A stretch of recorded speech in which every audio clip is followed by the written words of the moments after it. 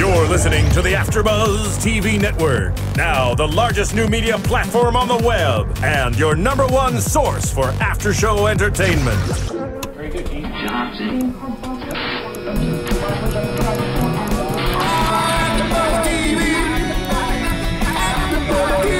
From Los Angeles, California, and Maria Menounos, and streaming live thanks to Akamai Technologies, this is AfterBuzz TV Spotlight On. Spotlight On is a long-form interview series featuring actors and TV personalities. And now, from the world's #1 TV after-show platform, this is AfterBuzz TV Spotlight On. Hey everyone, welcome to Spotlight On. I'm your host, Kristin Carole, and today I am with actress, writer, a Broadway star, off-Broadway star, Jodi Long. Welcome. Thank you. It's so great to have you here. So nice to meet you. So, first of all, season 3, Sullivan and Yes. Son premiere, June 24th. That's correct. How has it been to, you guys are wrapping up, right? It's for filming?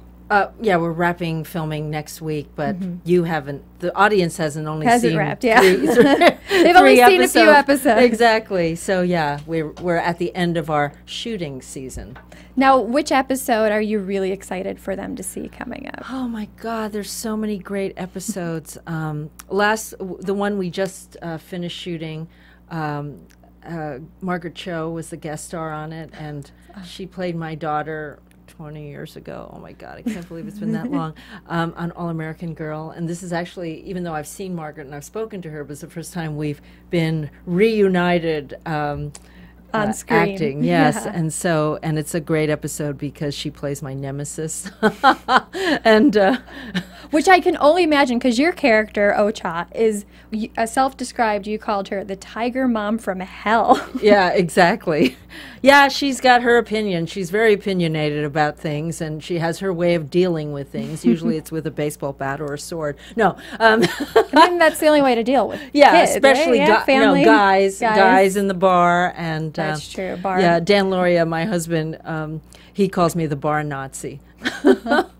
You have to keep, people in line there, because you have some very crazy characters in your bar. I mean, We and they do. just stay there for 3 seasons too, so you got to keep them in line. They never leave. They never go home. They only drink beer. No, I love it. So for people who don't know the show, it's, it's a family-run bar. That's right. And it's basically your son. in Working there. class bar. Yes. My son, my very Played by overachieving Steve son, Byrne, played the by wonderful- comedian Steve Byrne, who comes back from his corporate job in New York City as a lawyer and decides to buy the family bar, which has been in the family for generations. My husband and I decide to put it up for sale for a season, and he says, "You can't do that. I'm buying it." And that's really, Okcha, my character, is really upset about that because, going from a white-collar, high-powered lawyer to a blue-collar bar owner. It's not in her in her dreams for her son. And I love that even I was watching one of the later episodes. I mean, she still tells him, Oh, yeah. you should have done this. Yeah, she's still not happy. One of my favorite episodes was the one you had Ken Jeong on Oh, recently. Yeah. Yeah. It's always great to have him bounce off of everybody, because he's almost like the son that you wanted. Oh, absolutely. And that was the big O, right? Yes. Yes, where I get to do a little Meg Ryan in that. Exactly. and what a cool show too, because you have the best one-liners, I do have to say, like the best one-liners. Yeah, they do write well for me. So was They that really all do. written for you? Or Oh, do you yeah. No, improvise? I don't come up with it. I'm just the actor. They give me the lines.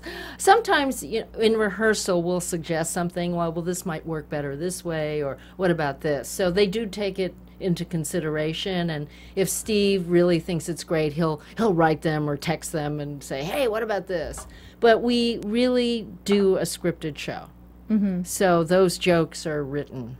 Yeah. Now, are they on set too, if they find, because you guys film in front of a live studio audience, right? Yeah. Two We have a lives. 3 o'clock and a 6 o'clock show. Oh, Yeah. wow. It's sort of Back old to back. school sitcom. I like that, though, because it's not a laugh track, or it's not one of those, it feels like you're watching with somebody, because a Yeah. lot of shows also don't have anybody in Right. the audience or no laugh track anymore. Right. This is really Steve Byrne and Vince Vaughn, who's one of our executive producers. They really wanted to go back to that older format sitcom of really doing it in front of an audience. And as a theater actor for myself, and Dan and Christine Ebersole, Brian Doyle Murray, we all come from the theater. So, the laugh happens and we know how to roll the laugh, just by the look of the eye or something. So it's really fun when you have an audience to play with. And, our 4 comedians on the show, they know how to do that too. Although now in the 3rd season, they're really, you can hear them on set. They're so used to having a mic right next to their mouth. The first season, we'd be like, I'm sorry, what are they saying? Speak louder! And now they're just energy, and they're right there with us. So I think every season we just get better and better. Yeah, and you just tell you have a great camaraderie, like on set and everything. We do. And you were saying, Vince Vaughn is an executive producer on the show. How hands-on is he, and how has it been meeting him? Because it's Vince Vaughn, so it's pretty cool. I grew up with Wedding Crashers, so I'm a big fan. No, he's a great guy, and he's really positive, and he wasn't around in the beginning of the season just because he was doing his own movie, so he had to work and pay the bills. Sorry, Vince. No, but he is usually there, at least for the table read and then for the actual taping. So he's a little hands-off during the process because we have to, as actors and as the writers, we have to kind of do our thing. And then he comes in at the end and says, okay, this might work better like this. And, this in front of the audience, the lines are changing at the show. I was just going to ask you, do they come and they rewrite it? Oh, or absolutely. Do you improvise? Yeah. The comedians improvise. No, nobody improvises. Oh, nobody, not at all. Everything is completely written. It's scripted. Oh, yeah. So is that... Then that's it's actually television. Good, though. That makes the audience, laugh more as well because it's something new if it is written differently. Oh, yeah. Oh, absolutely. Yeah. No, and it's fun because they get to see the process and how they're part of the process, because if there's a line that they don't laugh at, it's gone. Mm-hmm.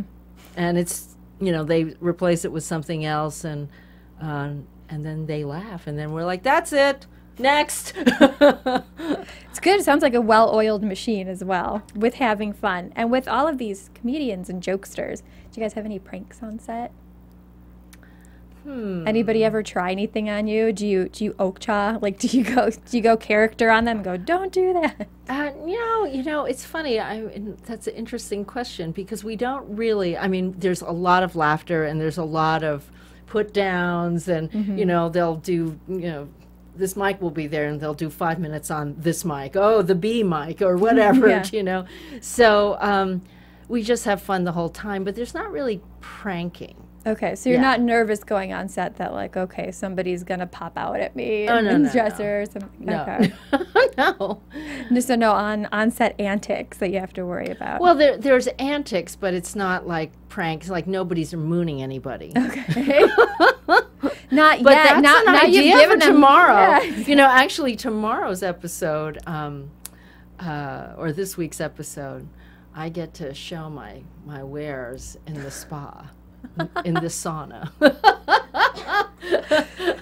Is that one of your first kind of more scandalous on-screen moments? Well, my Sally Met Harry orgasm was pretty good.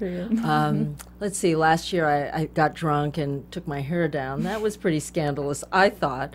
But yeah, I thought, oh my God, when I read the script, I was like, I actually we'll see how much we see Tune as the in, audience. you guys, Exactly. to see how much she shows. And how did you get involved with this show? How did it first start out? I auditioned like everybody else. I think the only person who didn't audition was Dan Lauria and Steve, obviously, Steve. because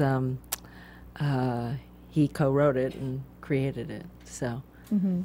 And I love it because it's all about, when it comes down to it, it's all about family. Even your character, even though she's hard and you don't want to mess with her with a bat and all that kind of stuff, even though she gives her son a lot of grief, she still loves him and she supports him. And I've seen a few episodes where, she actually, there is kindness to her. How do you bring that out? Very, very little kindness, but it's there. It's like peeling an onion. You get to you get to it. When at it some really point. comes down to it, she has a soft spot for Steve. Mm-hmm. Sometimes for her daughter Susan, and you know she has a soft spot for her husband, although she'll never admit it. You can't do that to the husbands or boyfriends. No, you got to keep them guessing all the do. time. But they do have a great sex life. That's the one thing. That's what matters. That's what holds it together. That comes out in this season. Everyone's like, what? I'm like, yeah, wow, that's a lot of sex we're having. Okay. And you have such a great partner on the show. I mean, You mean Dan? Yeah. Yeah, no, he's a great guy. What a He really- veteran, actor. Oh, and absolutely. Together, we're, Wonder Years, everybody just loves it. Yeah, So, the dad, yeah. Yeah. You go out with Dan and people they're like, oh my God, you're the dad on the Wonder Years. And he's like, yeah. So he owns it. Oh yeah, he completely owns it. Now, for you, you also, your journey is amazing to how you got here. And one of the things that people can watch to learn more about it is your documentary. Yes, long story short, you've done your homework. I got notes, and even then I watched so many videos. Oh, okay. Yeah, long story short, my documentary, it's you can get it on Amazon.com. Yeah. Long story short, documentary. And it was something that I did, about 4 or 5 years ago. And it really came out because my parents were vaudevillians, and they had been on the Ed Sullivan Show. And my dad had done the original Flower Drum song on Broadway, Rodgers and Hammerstein musical. I'm musical. a huge musical. When I read that you were part of Flower Drum Song, and then you even went back to go do it, I was like, I enjoy being a girl. Oh, yeah, I'm absolutely. a big musical girl. Did you see it here in Los Angeles? Not recently. I did go. I'm from Chicago. My grandpa always got musical theater tickets, and that was one of the ones that we did see at Lincolnshire Marriott, if anybody knows Lincolnshire in Illinois. No, I don't know. Yeah, so I've seen it there. Well, anyway, it started here in Los Angeles, and then it went to Broadway. And so, I did it 50 years later, and someone I knew thought that it was a great story, a father-daughter story. Dad did the play, and then here I'm doing it. And so that started me on this journey of finding the Ed Sullivan Show for my parents who had never seen it, because in those days there were no VCRs or TiVo, and it was live. So it really became it's an hour, so it won't take too much of your time. And it's really a slice of history, in the 50s and what Asian American performers went through, and sort of the second generation of performer. So, I kind of grew up backstage and with all the, I was telling somebody today, because in those days, vaudevilles, strippers were on the bill. And the strippers used to actually babysit me when my parents were on stage. They were clothed, of course, or they'd have their robes on. But it was always so odd because I used to play with paper dolls, and they would always cut all the clothes from my paper dolls Make out. it shorter? Well, not make it shorter. No, they thought, they were doing me a favor. But that was the fun of paper dolls, was you got to cut out the things badly as you're a kid, right? Yeah. And I remember coming out and thinking, why is she cutting all my clothes? She doesn't wear clothes on the stage, and yet she wants to clothe my dolls. But that's how I grew up. And then, of course, I did my first Broadway show when I was 7. And then there I was, performing and stuff. Did it kind of hit you right away, or was it just because you grew up in it that was? No, it was natural for me to do, and I could do it. And then my mother stopped that because she just thought, you need to go to school and not do this craziness. And then I went to Performing Arts High School in New York, Fame, that show. I did go there, and it was really only because I used to talk like this. I grew up in Queens, and I had a Queens accent like everybody else. And I thought, oh, God, if I want to be a lawyer, I can't speak like that. And this was a long time ago. That doesn't exist anymore. Yeah. And so I went to Performing Arts High School to get rid of my Queens accent. That's really why I went. And then once I was there, I got some scenes, and I thought, oh my gosh, I know what it is to be an actress now, and that's how I got hooked. When you studied more Shakespeare, correct? You were more dramatic. Yeah, I was a dramatic actress. Yeah. Did you just find because Shakespeare does have so much comedy in there as well, that's what drew you to a show like Sullivan and stuff? No, I didn't really find my comedy until later. You know, I was more adept and more at ease doing like Lady M in the Scottish play. I'm not even going to say that, even though we're not in a theater here. It's a stage, sort of. Yeah, sort of, exactly. Just in case. No, really, I really was a dramatic actress, and my first Broadway play out of college was Loose Ends with Kevin Kline, and it was a drama, but it had comedy in it.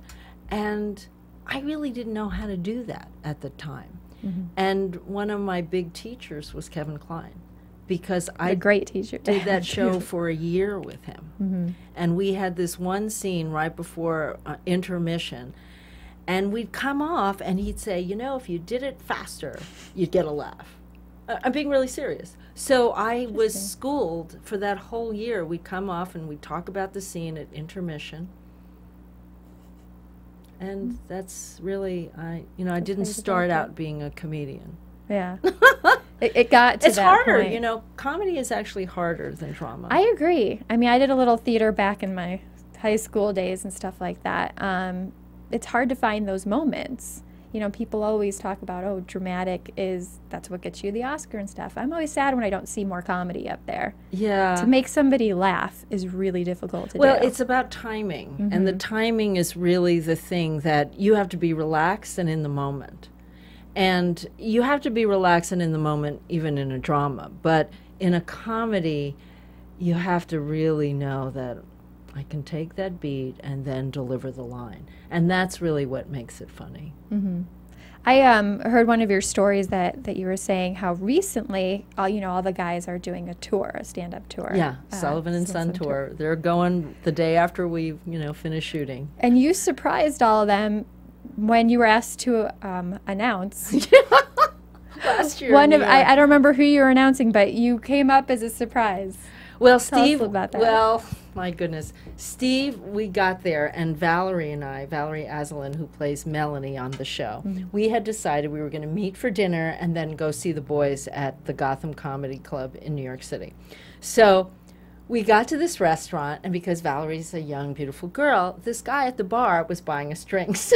Nice. And they kept buying us Prosecco's. I need to go to New York more, apparently. So we were a little tipsy by the time we got to the Gotham Club. We had taken a cab there. We're like, whoopee! And Steve was like, I want you to go, and Jodi, you're going to introduce Owen, and Valerie, you're going to introduce, Roy or somebody. So she looks at me, and I look at her, and I'm like, I'm so drunk. I'm so drunk. I don't even know if I could get up on the stage. I was like, Steve, I don't want to do it. And he's like, no, you're going to do it. So she gets up, and she's like really nervous, and she gets it up. So I'm sitting there, I'm like, oh, God, this is like my biggest nightmare, to be drunk and have to go up on stage. So right before I went up, and I look like myself. My hair is down. I'm dressed as... That's the most important part, you have to be put together before you go up there. Nobody will guess. Well, no, I didn't go up as my character. I wasn't like with Okja with my hair up and blah. So I went up, and I took one look at Steve, and I was just in Okja character. I was like... And Steve looked at me, and he goes, you're Okja now, aren't you? I was like... Mm-hmm. Because I decided if I had done that instead of just going up as Jodi, like, oh, and now the next person is Owen Benjamin, I thought, well, how boring is that, right? Mm-hmm. So I went up and I said, Steve, is this next guy any good? And he goes, what? I said, because if he's not good, we have to give all these people their money back. And so Steve was just laughing so much, right? So he just gave me the stage as Okja, and then I introduced Owen. Do you ever think about going back or doing that yourself, like joining the tour as Okja? You hear that, Steve? We keep talking to him about it, but it is a really grueling schedule that they do, and there's the 4 boys, and I don't know if I really want to know them that well, being on the road with them. No, really. You just fly into certain ones. That's what she would do anyway. Yeah, absolutely. Keep in complete character. Well, I've told that. Like, I wouldn't go to that town, but I'll go to this one. Yeah, I'm not going to, like, Cleveland. do you have anybody in Cleveland watching this? But I'll go to New York and San Francisco. Well, we've kind of talked about it, but we're all so busy. And actually, you're from Chicago, so I'm actually going back to New York, and then mid-August, I'm going to the Goodman to do a new play. Oh, nice. And what play are you doing? It's called The World of Extreme Happiness. That sounds interesting. I haven't heard of that. Well, you haven't because it's a new play. It's completely new, yeah. I usually keep up with the playbill stuff a little bit. Oh, okay. Yeah. So it's starting at the Goodman, and then it's going to be Jodi, I can't even talk anymore. It's going to Manhattan Theater Club in New York City. Oh, So, perfect. yeah. It's a good try. And Chicago's a great city to try that stuff out. Have you been before? I've been to Chicago, but only shooting television series. So I was there doing Patrick Swayze's last series, The Beast. And so I was there for, I don't know, 2-3 weeks. And I had a great place. It was right off the lake. And oh, my God, I had a good time. What's, because you have your resume is ridiculous. What's been one of the standout memories for you out of everything that you've played? I mean, you've been on, I've got, Law and Order, you were in Beginners, House MD, Sex and the City. I mean, all these. They're all so different, I loved doing Beginners. I didn't really have it ended up being a little teeny part because it was cut so much. But I love that because I love Ewan McGregor. And I also love Christopher Plummer, and I got to work with both of them. And I loved Ewan McGregor in Moulin Rouge. Do you make him do like a little musical with you? Well, the first thing I said to him, I was like, he was so gracious and so great. And he was like, I'm so glad we're doing this together. And I was like, yeah. I said, I have to tell you, you could sing to me anytime. You should just started singing like Elephant Love medley. Just see if he joins in. Just be like, bring it up, bring it up. And he was really sweet. He just completely blushed. He just turned pink.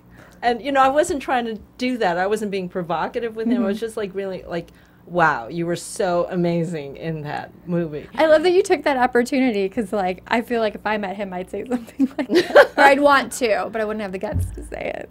So, and Christopher Plummer, too, so. Amazing. And I have this great picture of the two of them with me. And Chris was so great because they took the picture and he's looking at me like I'm a goddess. Like, it was like, Ewan's looking at the camera, I'm looking at the camera, and he's like looking at me like this, I was like such an old pro. What a good thing, what he would do. And then he won the Oscar for it. And he won the Oscar for it, yeah. So that was a great memory recently. And, I think for me, besides Okja, which is a great character and so much fun, I did a little movie many years ago called Sour Sweet that Mike Newell wasn't so little, a couple $1 million, but it was a great little movie. And for me as a young actor, living in London for 2 months and going to Hong Kong, and it was just such a weird part, and it was really a great experience. So you can now get that, I think, on Netflix or Amazon, or somebody just told me about it. They were like, yeah, I saw you on Sour Sweet. I was like, oh my God. I'm going to look that up. I have Netflix at home. When I was a young actor. So we'll start wrapping up. I want to do my, I've started this superfan section because here at AfterBuzz, we're all about superfans. We do shows, and I was telling you earlier, we watch a show and then we talk about it. Oh, okay. So my superfan section, I'll first start out with my go-to question, which is, what are you obsessed with right now? Like, if we could talk about anything, what do you want to talk about? Oh, God. Oh, Lord, I don't know. I'm so tired that So you sleeping? My obsession now is not enough sleep and trying to get more hours in the day to do little things for myself because it's been so busy for me. What's the first thing you're going to do on your day off? You know what my obsession is really right now, and I don't think it's going to happen, is I would really like to have a summer. I haven't had a summer in many years. Like a summer where... Like with school, where you have a break? You have a break, and you go to the beach every day, and you do nothing but eat, and, like, play your guitar, and sit on your bed, and veg out, and...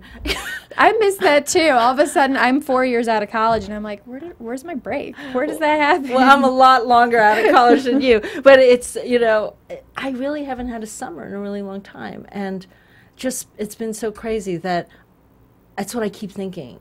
And I'm not going to have a summer because I go back to New York and I have so much stuff to do. And then I go to Chicago, which I heard it's like 40 degrees there this week. It's ridiculous. I was there and there was a tornado warning. I mean, you never know. You could go and it could be 100 degrees and then it could be snowing the next day. I know. So be prepared. So, and there's no beaches there. There's no oceans there. Well, there's a beach, but you don't want to go in it. Yeah, and the lake there. Right? They have E. coli warning days. I wouldn't forget mess with it. So that's what I'm obsessed about now. It's like, when am I ever gonna have a summer?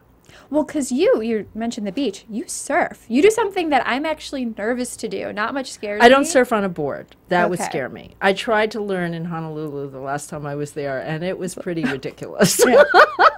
That makes me more nervous now. I was like, okay. But I body surf. Body surf. I body surf. What's the difference? So what do you do as a body surfer? I'm not familiar with it because anything that could hit me in the head in the ocean scares me. Well, your body can't hit you in the head, right? You can only break it in half if the thing hits you in the wrong way. So what do you do? So you lay on the board? How does... No, when you body surf... I don't know what that is. You use your body to surf the wave. Oh, so there's nothing with you. It's just you. Yeah, it's just you. So you have to know how to catch the wave. It's all about the timing, once again, about catching a wave. Mm-hmm. And so you see the wave coming, and you say, okay, and you paddle, and then it breaks in the right way, and you're on the top of it. You want to be on the top of it. So you want to, like, the wave goes like this, and then you come down the crest of it, and you're right in front of the wave, and that's how you catch it. Now, the best way to do it, if it's low tide, okay, so you don't, like, come crashing right onto the... that would hurt. Yeah, that would really be bad. And don't do it when the waves are too strong because you could break your neck. Okay. Like it could crash on you and you could break your neck. So you got to know when the right conditions are or the right beaches. Like I grew up in the Jersey Shore every summer, so they have jetties of rocks. So that keeps the waves sort of further out. Okay. You know, when it's low tide. So you have to swim out a little bit further. Yeah. And so then you have a more gentle break as opposed to crashing you right into the sand. So you have to kind of feel it out and then I'm inspired. I'm not going to lie to you because I'm always scared to surf that I'm going to get hit in the head and then that's it for me. You get hit in the head with other people's boards. Oh, that's true. That hurts. I'll try to go on a day where it's like a little more spread out. Yeah, definitely stay away from those boards. Now, New York, full of so many restaurants. What's one of your favorite restaurants to go visit? Or type of food? If you I love great Italian food. Oh, nice. Yeah, I could eat Italian food every night. There's some good places when you're in Chicago. So, really? Yeah. Oh, okay. And you can try. Somebody described deep dish pizza as like basically lasagna shaped as a pizza. So if you like lasagna, you should grab some Luminati's or Giordano's. Oh, I think I was there the last time. Okay. That's like a big place, right? Yeah. Yeah. Then try Luminati's. That's actually my favorite, personally. Spell it. Luminati's, L-O-U. Oh, okay. And then space Luminati's. Yeah. Okay. Yeah. So that's what I have a little place near me in Tribeca called Giorgione's, and it was the guy who started Dean and DeLuca. Do you know Dean and DeLuca? Mm-mm. Well, it's like a fancy gourmet food store. He started it years ago. He sold it since, but he started that, and he's got this little teeny restaurant. I just walk there. It's good. And the last part of my super fan section, I saw an interview with you where you were saying one of your favorite drinks was a Mexicado. Can you explain that to me? Was it? No, it's a Mexito. Mexito, okay. Yeah, I don't really drink anymore, so I don't drink tequila, but when I did... Oh, okay, I can't drink tequila. Yeah, it's really a mojito, which has got rum in it, and mint, and sugar, and whatever, fizz and stuff. but it's, instead of the rum, it's got tequila in it. That sounds like a powerhouse of a drink. Yeah, but it's really good because it's got the mint in it. So refreshing on a summer day. So you don't drink anymore. What's your drink of choice now? Like when you go I out? like a really good rosé. I only drink wine now. Okay. It's, if I drink, I can't, you know. I like a really nice Provence rosé. And some good Northern California rosés too, rosados. And, you know, a good glass of wine, good glass of, you know. Goes well with Italian food. Exactly. Well, thank you so much for coming in. Well, and yeah. where can the fans find you at, online or social media? On Twitter, XO Jodi Long, and Jodi Long official Facebook page. And long story short, documentary. And you know, I just want to mention it. Yeah, go ahead. I have a small indie film called A Picture of You that just got great review in the New York Times and New York Times Critics Pick for that weekend. And you can find us online at A Picture of You. So go check out that movie too. Yeah. No, definitely. And then, of course, Sullivan and Son. TBS, Sullivan and Yes, Son. every Tuesday night. Every Tuesday night at 10 o'clock. 10/9 Central, TBS. There you go. Well, thank you so much for joining me. Yeah. I was so excited to talk to you with everything and musical theater buddies. So. Well, you're great. So thank you. And thanks to you guys for tuning in. Again, I'm your host, Kristin Carole. You can find me at Kristin Carole 13. I'm also doing the True Blood After Show, and I'll be doing some more Spotlight Ons and Anatomy of a Movie. And we'll see you guys next time. Thanks again. From executive producers Maria Menounos, Kevin Undergaro, Phil Svitek, and the entire AfterBuzz TV staff, we would like to thank you for listening to the AfterBuzz TV network. To watch or listen to other after shows and post comments or questions, be sure to visit AfterBuzzTV.com. I'm Sir Richard Wentworth, and this has been a presentation of AfterBuzz TV. Buzz you later. The views expressed herein are those of the hosts only and do not necessarily reflect the views of AfterBuzz TV or its owners or principals. Thank you for watching AfterBuzz TV on YouTube. For more of your favorite after shows and interviews, subscribe to our channel here, and be sure to share your opinion on the episode in the comment section below here. We'd love to see what you guys are buzzing about. Thanks again. Buzz you later.